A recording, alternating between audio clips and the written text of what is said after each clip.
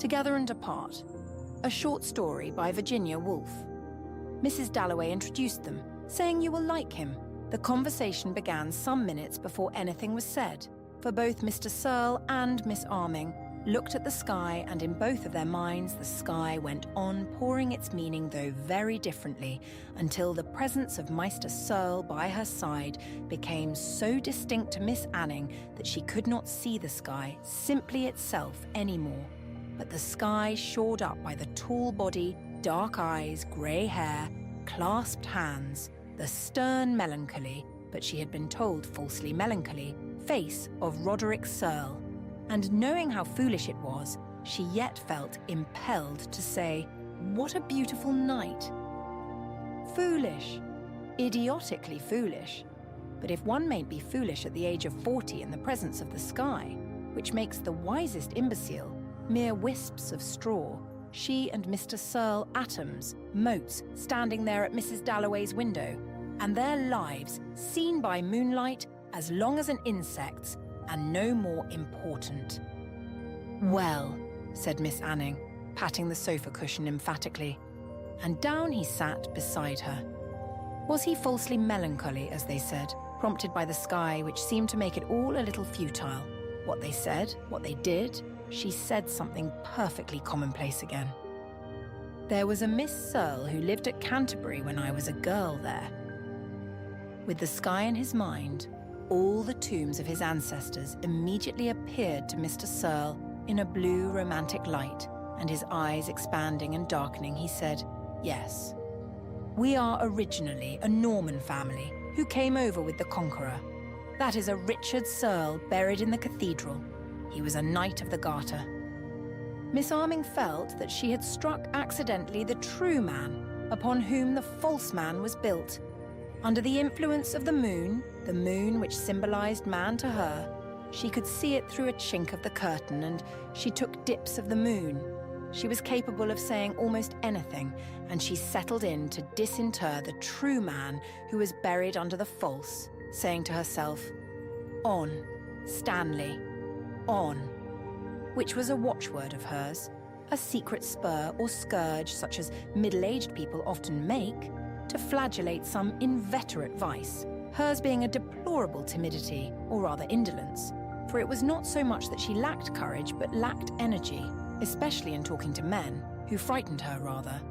And so often her talks petered out into dull commonplaces, and she had very few men friends, very few intimate friends at all, she thought, but after all, did she want them? No. She had Sarah, Arthur, the cottage, the chow, and, of course, that, she thought, dipping herself, sousing herself, even as she sat on the sofa beside Mr. Serle. In the sense she had coming home of something collected there, a cluster of miracles which she could not believe other people had, since it was she only who had Arthur, Sarah, the cottage, and the chow. But she soused herself again in the deep, satisfactory possession, feeling that what with this and the moon, music that was, the moon, she could afford to leave this man and that pride of his in the Serles buried. No, that was the danger. She must not sink into torpidity, not at her age. "On, Stanley, on," she said to herself, and asked him, "Do you know Canterbury yourself?" Did he know Canterbury? Mr. Serle smiled, thinking how absurd a question it was, how little she knew, this nice, quiet woman who played some instrument and seemed intelligent and had good eyes and was wearing a very nice old necklace, knew what it meant. To be asked if he knew Canterbury, when the best years of his life, all his memories, things he had never been able to tell anybody, but had tried to write, and he sighed, all had centered in Canterbury. It made him laugh. His sigh and then his laugh, his melancholy and his humour made people like him, and he knew it. And Vet being liked had not made up for the disappointment, and if he sponged on the liking people had for him, paying long calls on sympathetic ladies, long calls, it was half bitterly, for he had never done a 10th part of what he could have done, and had dreamed of doing as a boy in Canterbury.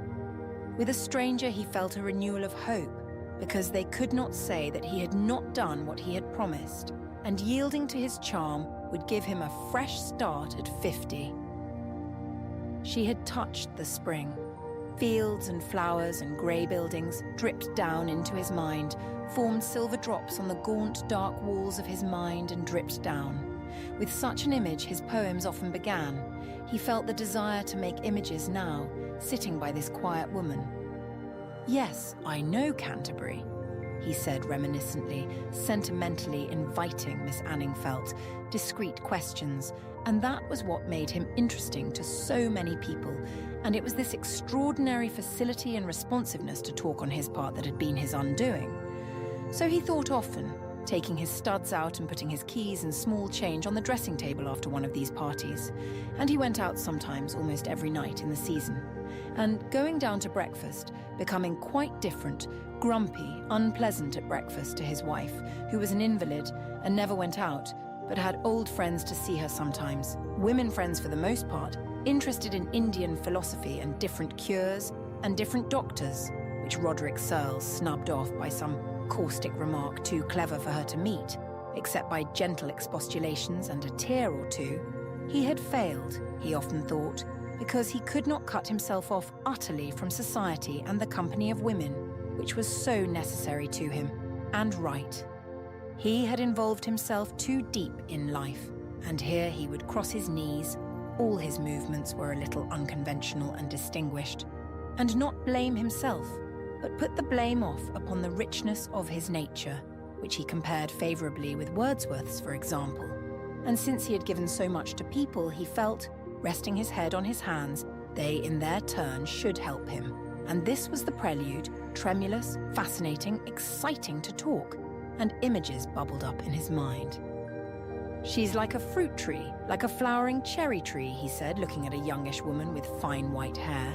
It was a nice sort of image, Ruth Anning thought, rather nice, yet she did not feel sure that she liked this distinguished, melancholy man with his gestures. And it's odd, she thought, how one's feelings are influenced. She did not like him, though she rather liked that comparison of his of a woman to a cherry tree. Fibres of her were floated capriciously this way and that, like the tentacles of a sea anemone, now thrilled, now snubbed, and her brain, miles away, cool and distant, up in the air, received messages which it would sum up in time, so that, when people talked about Roderick Serle, and he was a bit of a figure, she would say unhesitatingly, "I like him," or "I don't like him," and her opinion would be made up forever. An odd thought, a solemn thought, throwing a green light on what human fellowship consisted of. "It's odd that you should know Canterbury," said Mr. Serle. "It's always a shock," he went on, the white-haired lady having passed, "when one meets someone they had never met before, by chance, as it were, who touches the fringe of what has meant a great deal to oneself, touches accidentally, for I suppose Canterbury was nothing but a nice old town to you. So you stayed there one summer with an aunt." That was all Ruth Anning was going to tell him about her visit to Canterbury. "And you saw the sights and went away and never thought of it again." Let him think so. Not liking him, she wanted him to run away with an absurd idea of her, for really, her 3 months in Canterbury had been amazing. She remembered to the last detail, though it was merely a chance visit, going to see Miss Charlotte Serle, an acquaintance of her aunt's. Even now she could repeat Miss Serle's very words about the thunder. "Whenever I wake, or hear thunder in the night, I think someone has been killed." And she could see the hard, hairy, diamond-patterned carpet, and the twinkling, suffused brown eyes of the elderly lady holding the teacup out unfilled while she said that about the thunder. And always she saw Canterbury, all thundercloud and livid apple blossom, and the long grey backs of the buildings. The thunder roused her from her plethoric, middle-aged swoon of indifference. "On, Stanley, on," she said to herself. "That is, this man shall not glide away from me. Like everybody else, on this false assumption, I will tell him the truth." "I loved Canterbury," she said. He kindled instantly. It was his gift, his fault, his destiny. "Loved it," he repeated. "I can see that you did." Her tentacles sent back the message that Roderick Serle was nice. Their eyes met, collided rather, for each felt that behind the eyes the secluded being who sits in darkness while his shallow, agile companion does all the tumbling and beckoning and keeps the show going, suddenly stood erect, flung off his cloak, confronted the other. It was alarming. It was terrific. They were elderly and burnished into a glowing smoothness, so that Roderick Serle would go perhaps to a dozen parties in a season and feel nothing out of the common or only sentimental regrets and the desire for pretty images, like this of the flowering cherry tree. And all the time there stagnated in him, unstirred, a sort of superiority to his company. A sense of untapped resources which sent him back home dissatisfied with life. With himself, yawning, empty, capricious, but now, quite suddenly, like a white bolt in a mist, but this image forged itself with the inevitability of lightning and loomed up. There it had happened, the old ecstasy of life, its invincible assault, for it was unpleasant at the same time that it rejoiced and rejuvenated and filled the veins and nerves with threads of ice and fire. It was terrifying. Canterbury 20 years ago, said Miss Anning, as one lays a shade over an intense light, or covers some burning peach with a green leaf, for it is too strong, too ripe, too full. Sometimes she wished she had married. Sometimes the cool peace of middle life, with its automatic devices for shielding mind and body from bruises, seemed to her compared with the thunder and the livid apple blossom of Canterbury Base.